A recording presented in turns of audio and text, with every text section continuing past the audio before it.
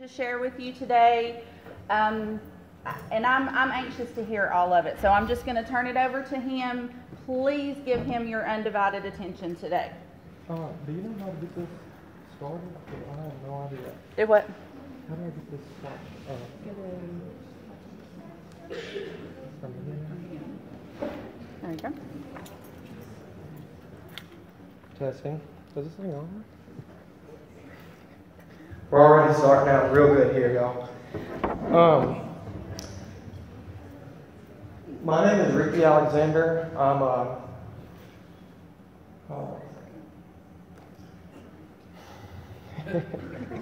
it isn't optical, right?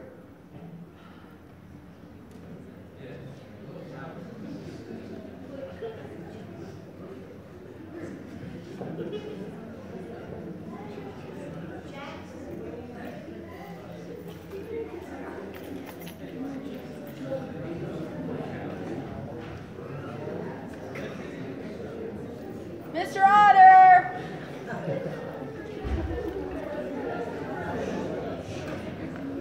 I don't know what to do.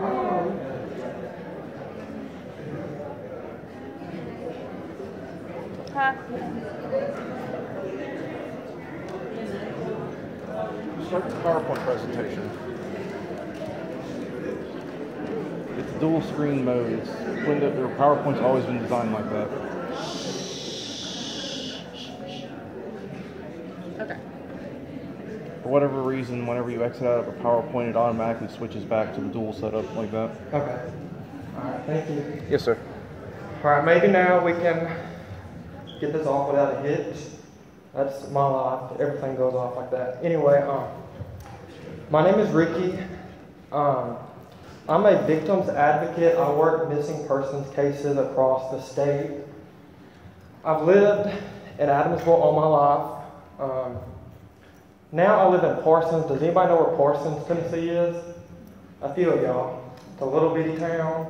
I thought Adamsville was small. Parsons is nothing compared to Adamsville. I graduated from Adamsville High School in 2010. Don't judge me. I know there's a little bit of rivalry or something going on. Ain't that right?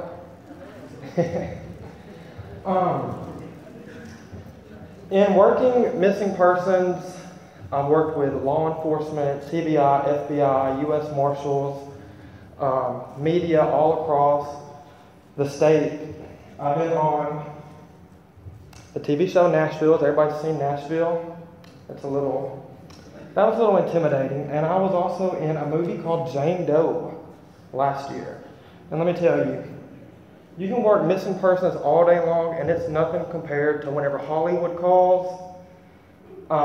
I think in total I did 5 minutes screen time, but we lasted 8 hours just getting everything perfect. It was crazy. I received a lot of awards. Mainly the most prestigious award is the Jefferson Award.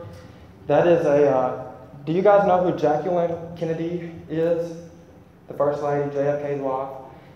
She created the Jefferson Foundation. And it's basically a foundation that honors people who do community service and gives back to their community. And I was the first person in West Tennessee to receive that award last year.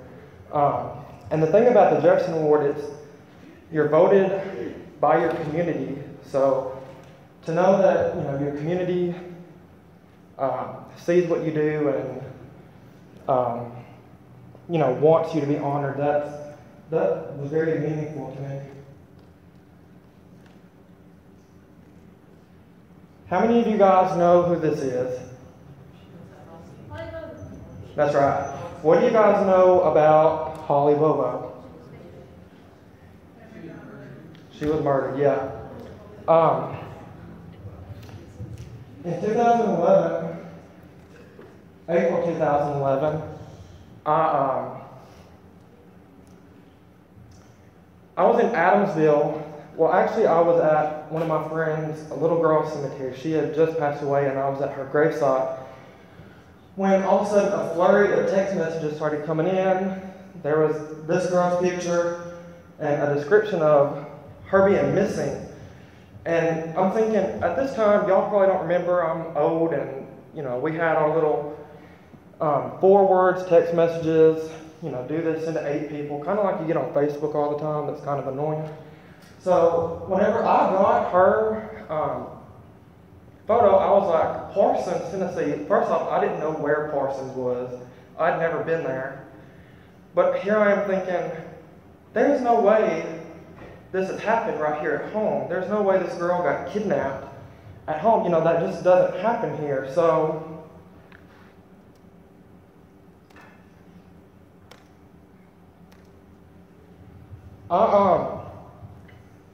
I never thought that Holly would not be home. I got home that day and I was watching the news footage and I see this helicopter filming above her home, and I'm just thinking, this is something so much more than what I imagined. I thought Holly, maybe like all the rumors, maybe she had ran off, it's hard, it was always hard for me to fathom that something that violent had happened here at home. So Holly went missing on April the 13th, and on April the 15th, I had watched the news footage so much, I had researched it online, and I said, all right, I can't sit back and do nothing no more. I don't know what I can do, but I know I'm going to Parsons and I want to do something. So from April 15th, that's whenever I started going to Parsons and back. This is what greeted us. The fairgrounds is huge. That's where her search command was held at, and it was, I've never seen anything like it. I mean, it was filled to capacity. Just people from all over the country, all over the state, coming in to help. In looking back now, having been so affected by Holly, it just amazes me because now, Holly has always been my driving force to help these families. Because I don't know about you guys, but can you imagine what it's like, someone you love, to be taken from your home and you don't know where they are? That has to be the hardest thing to comprehend. So I started driving to Parsons every day. The official searches lasted for roughly 2 weeks, every day. And I don't know if you guys have ever took part in any sort of searches or anything like that, but it is some tiresome work. I'm talking, you are walking in excess of at least 10 miles through rough terrain. How many hunters are in here? So some of you guys know, those woods, those hills, those valleys, those creeks, and it was still cold, but we jumped those creeks. We would get back to the center and be just cut up, bloodied, soaking wet, cold, you name it.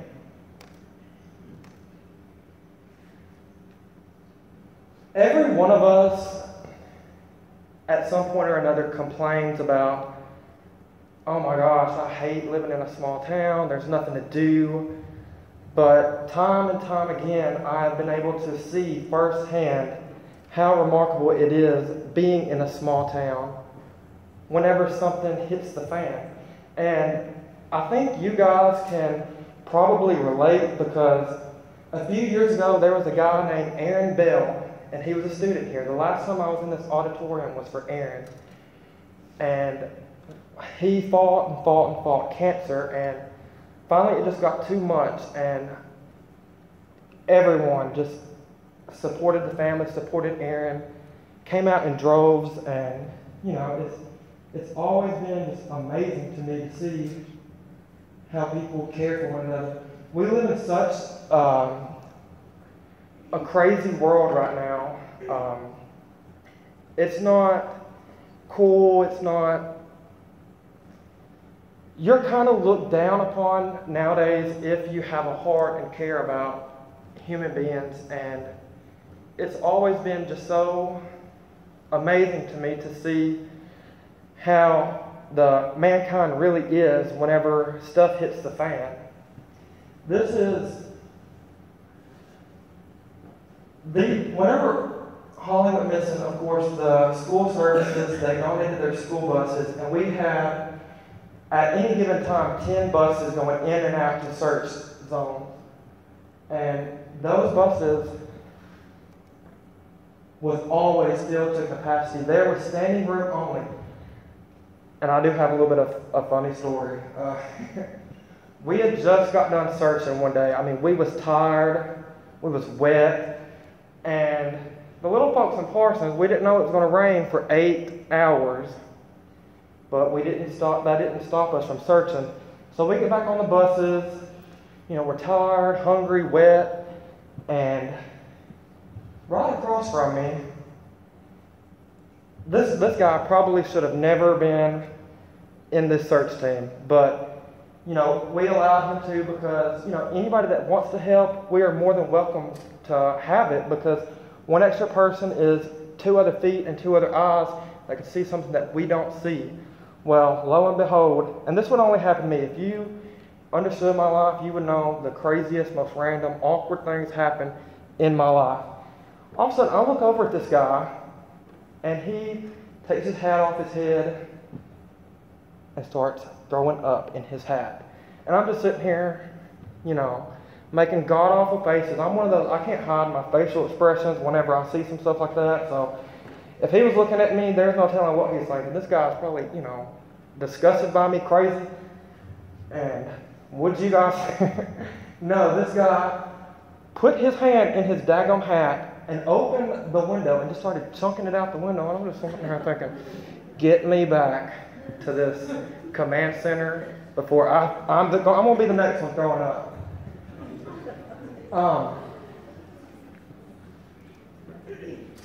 Did any of you guys follow the trial? I know you guys are young, so I know that's probably not something you're interested in, but Holly's trial was held right here in Savannah.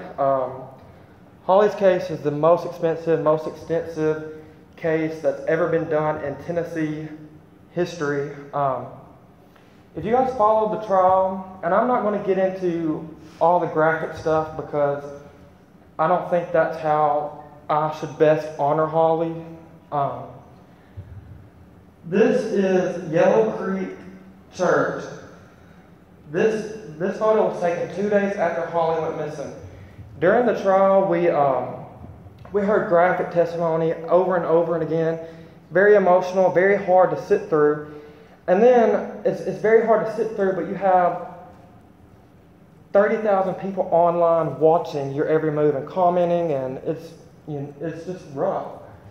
So part of the testimony, we learned that after Holly was taken from her home very violently, she was taken to a man's house north of the county where she was found unconscious in the back of a truck. And, everybody starts freaking out. These guys are very heavily into drugs, so they're in just this crazy stupor. And this parking lot right here is the very spot they took her the very first time being deceased.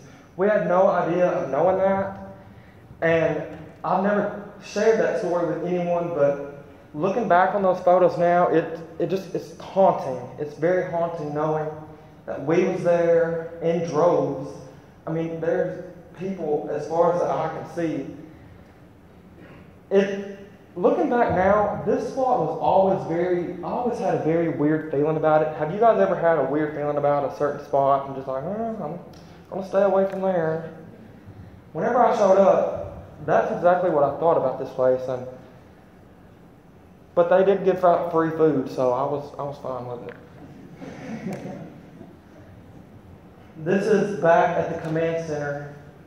This was a very rough day. This was the candlelight vigil that the county held for Holly. Thousands and thousands of people showed up, and it was storming so bad that night. I mean, it was thunderstorms, rain, you name it. And the power cut out. So not only, we was singing and praising God and praying for Holly's safe return, but all these people was helping illuminate the center because the storm had knocked out power. And it was just such a touching moment. So in the beginning, I said I started helping Holly's family on April the 15th. Somehow Holly's mom got a hold of me, and she thanked me for helping and volunteering. She's it's a remarkable family. I wish you guys had a chance to meet them. Soon after, she would have us come up to Parsons and do media for her and her family. I helped represent her family to the media because in working missing persons cases, there's one thing I've learned. The media is very unbiased. We've tried to get them to cover other cases I've since worked, but for whatever reason they don't. But Holly was, I think what has drawn Holly was the typical girl next door. Her favorite thing to do was go to church. She wasn't one of these that was out clubbing and partying every night. Holly was just a genuinely good person. She loved her boyfriend. She loved her family. She was going to school to be a nurse. And someone chose to take that away. So this was the very first time I was interviewed, and I thought I was nervous to come here today, but like I was telling your teacher, this is nothing compared to being in front of 20, 30 news cameras because it is so nerve-wracking. I've always hated doing it, but in the beginning, I always told Holly's family, whatever, she needed us to do, we would do it. So, soon thereafter, as with anything, the publicity dies down, the volunteers stop coming. They don't stop caring necessarily, but, life goes on. Everybody has their own jobs, their own family, and, pretty soon you have to get back into a routine. However, I'm just one of those, I couldn't stop thinking about Holly and what had happened, and the very first time I met Holly's mom, I told her that I would do whatever I could, anytime, for Holly. So, for 3 years, we hit the woods hard. We searched, if you can think of it, we hit it. And the woods in Decatur County, they are nothing like I've ever seen before. They are rough, very rough terrain.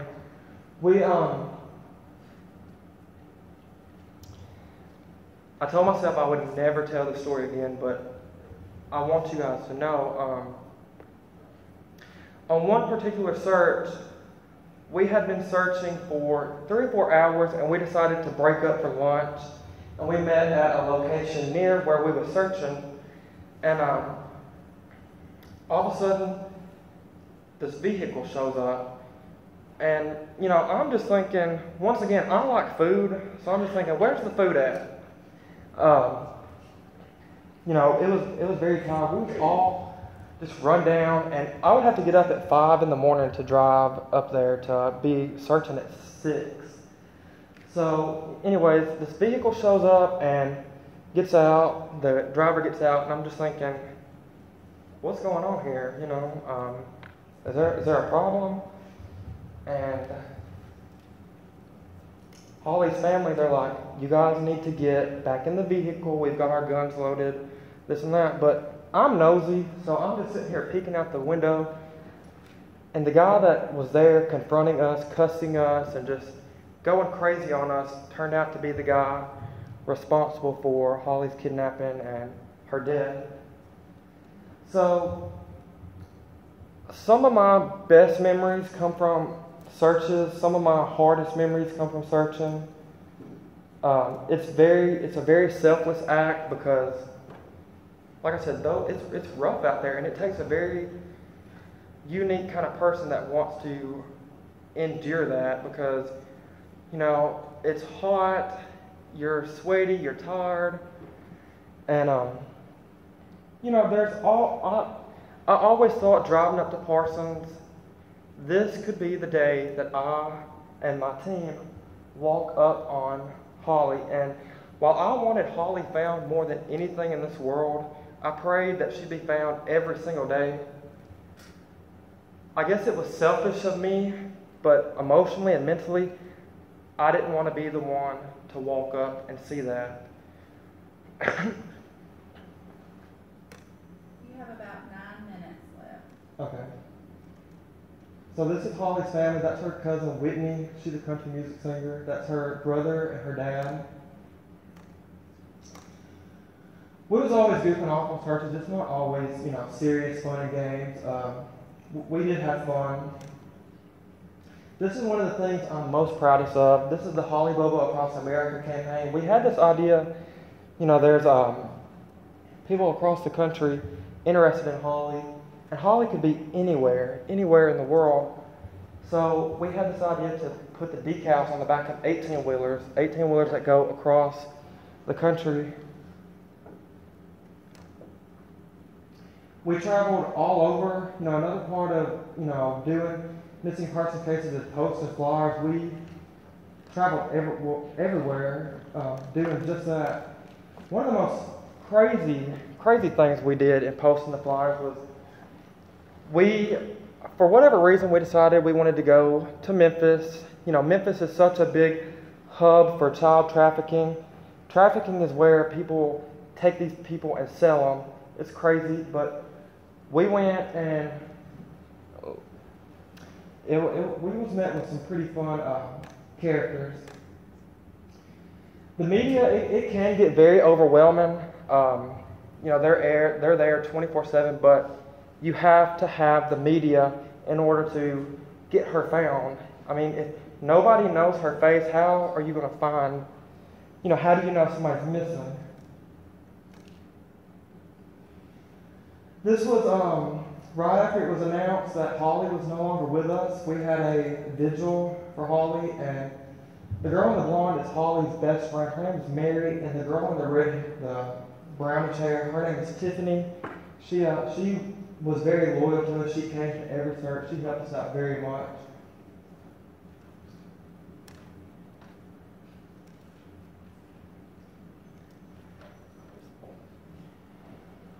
I was in New Orleans whenever news broke that Zach Adams had been arrested and charged with murder. So I cut my vacation short and headed home because, number one, I couldn't have a good time while I knew this was going on back home and people close to me was hurting very badly. So I drove through the night 9 hours to get home, and we went straight to Parsons, and it was just, it's difficult to grasp whenever you spent so long looking for someone and trying your hardest to find them, and then the message changes. You get the news that she's gone, so now your focus begins. We've got to get justice for Holly. How many of you guys know who this is? You probably don't. This little guy, his name is Noah Chamberlain. He went missing in Pinson. Pinson is right before you get to Jackson, and once again, I was at my sister's house, and she was making some poppy seed chicken. I hadn't seen her in a long time, and that's my favorite thing she makes. And I got this message that he was gone, and immediately, without even thinking, you pack your stuff, and you get there. Once again, I got to see the best of humanity. People showed up from all over, and I think the high that week was 5 degrees. And it was snowing, icing.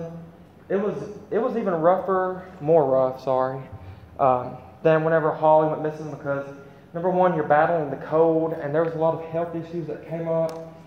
Noah was missing for right at a week, and we searched every day, and my guys and I, we slept here at the center, and was out at every time that the buses would come. Noah was finally found right out about a mile from his home. He had passed away from hypothermia. He was a very rambunctious kid. He he had got away from his grandmother and decided he was going to go for a nature hike. And Noah touched a lot of people, and now if you drive through to go to Jackson, you'll see that the highway is called Noah Chamberlain Memorial Highway. This is my friend Josh. It was me and him. We hit the woods hard. I mean, we was out there at every given chance we could. The woods, they often become saturated with thousands of people, and would you believe that it was so cold out there? But I don't know if it's adrenaline, maybe a lot of prayer working, God, but it actually got really hot in those woods. By the time we was done, I was ready to take my jacket and everything off. It was quite an adventure. This guy, his name is Devin Bond. He went missing in Murfreesboro. He's another case that I've been actively working. Do you guys know Bailey Burns? She's a student here. She's very interested in missing persons too, and we're really good family friends. And she wanted to go help in the search. He went missing from his bedroom, and he's still not found. In 2013, I received this honor from the state of Tennessee, basically just, letting me know that the work that I'd done hadn't gone unnoticed, and that they was very honored for what I had done. And the important thing to realize is you don't do it for honor. I mean, you don't do it for recognition. You do it because, it's in your heart. How many of you guys know Braden Burns? I was kind of sad that he wasn't here today, but he had me pick him up from school one day, and he gave me this. He had to do some sort of report in middle school about someone he looked up to and was inspired by. He chose his friend Ricky. This is whenever on 9/11 we was selected to go to Dixon, Tennessee. That's right before you get to Nashville, and they honored us again for community work, public work. So last year, like I touched on, the Jefferson Award, I was nominated and won the Jefferson Award for community service. It was a big old deal. It was in all the newspapers, news, you name it. Like I said, the Jefferson Award is something that is nominated by the community, and it's for public service. I think I had a total of 15 nominations. I was on a billboard in Jackson, quite a few of them, and I was always too embarrassed to go see it myself, because my luck, I would be the one sitting there taking a picture of it and see a big old bird start dropping on it, and I'm going to get mad and want to get up there and point it. WBBJ, they came to my uncle's house in Adamsville, and y'all, if you have a proud grandparent, I do too. Whenever you're doing media, you have to be very quiet. And my mama, she don't know how to whisper. We have that in common. She's sitting. We had to retake it probably 5 times because Mama, she was just sitting there. What are they saying? What are they doing?